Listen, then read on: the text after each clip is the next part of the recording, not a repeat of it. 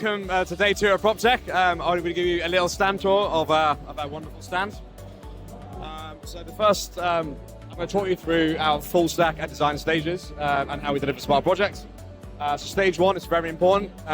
We work client direct, and we don't consult, but we do work alongside the consultants, and we do the deep dive feasibility on behalf of the consultant to ensure that the use cases they want to try and achieve can be hit. Moving on to the second stage of smart building delivery, smart accessible. So this is, as a minimum, this is the foundation that we believe or recommend that a client goes to. This is where we set the architecture, the ontology, the naming schema. We do physical connections, and as I said, as a minimum, this is where we recommend the client start. Moving on to stage 3, smart ready. This is potentially where we introduce an IDL, a data lake, or UNS if it's on-prem. But this is effectively where we start to extract data on-site, or from site, to the cloud or data lake, where the client can then choose software platforms going forward. Moving on to stage 4, smart building. This is really what people see smart building as. This is where we start looking at the software layer. So we are completely agnostic.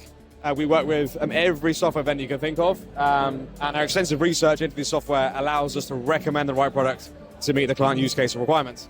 Then moving on to stage 5, the intelligent workplace.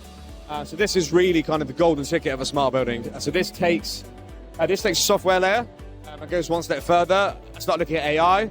Start looking at autonomous insights or autonomous changes in the building, or even cause and effect.